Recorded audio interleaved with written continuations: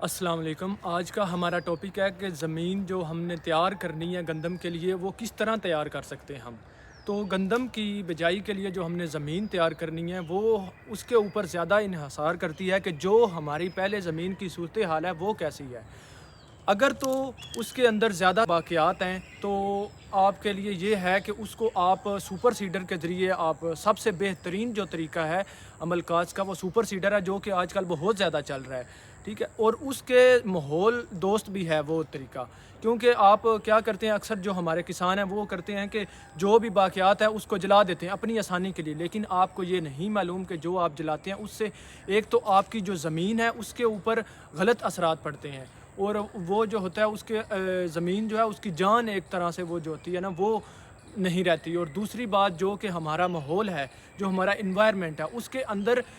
Smog وغیرہ، جس کو عام زبان میں ہم اگر گاؤں کی زبان میں کہیں کہ دھند، وہ بہت بڑھتی ہے اور بہت زیادہ ماحول کو نقصان پہنچتا ہے۔ اور اسی طرح آپ کو سپر سیڈر کا استعمال کرنا چاہیے، کیونکہ اس کے اندر ایک ہی ٹائم پہ جو بیج ہے وہ بھی زمین کے اندر، اور پھر فرٹیلائزر جو کہ کھاد ہے وہ بھی زمین کے اندر، اور ساتھ میں جو آپ کی جتنے بھی باقیات ہیں وہ بھی ساتھ، روٹا ویٹر اس کے لگا ہوتا ہے، وہ ساتھ ہی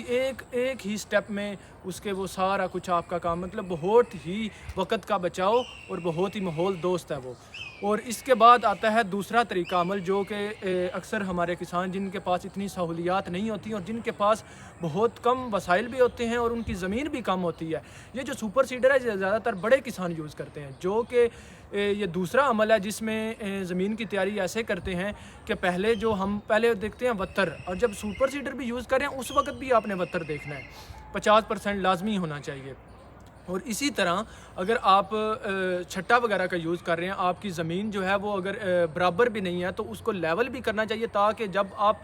گندم کی کاشت کر لیں اس کے بعد جب آپ پہلا پانی دیں تو وہ برابر پورے آپ کے کھیت کے اندر پانی جائے، یہ نہ ہو کہ کچھ بیج جو ہیں وہ پانی کے ساتھ زیادہ ان کے اندر پانی چلا جائے، ان کی گروتھ صحیح سے نہ ہو، اور جو کچھ سیڈز ہیں جو کہ بیج ہیں وہ پانی کی کمی کا شکار ہو جائیں، ٹھیک ہے۔ تو اسی طرح اب جو زمین کی تیاری آپ نے کرنی ہے کہ آپ نے پہلے تو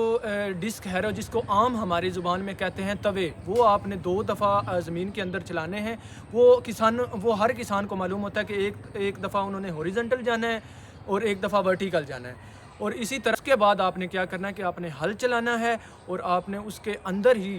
آپ نے بیج اور کھاد جو ہے وہ ساتھ ہی آپ نے اس کے اندر چھٹے کے طریقے کے ذریعے آپ نے ڈالنی ہے، اور اس کے بعد آپ نے پھر ایک دفعہ اس کے اندر ہل چلا کے اوپر سے سہاگا لگا دینا ہے، تاکہ بیج جو ہے وہ پراپر کور ہو جائے، اور اس کے اوپر سے جو یہ ہمارے پرندے ہیں ہمارے ماحول کے اندر وہ نہ اس کو آ کے اٹھا کے لے جائیں۔ تو یہ 2 طریقے ہیں جو کہ عموماً استعمال کیے جاتے ہیں۔ اگر میرے کسی کسان بھائی کا کوئی اور کویشچن ہو تو وہ پوچھ سکتا ہے۔ جزاک اللہ۔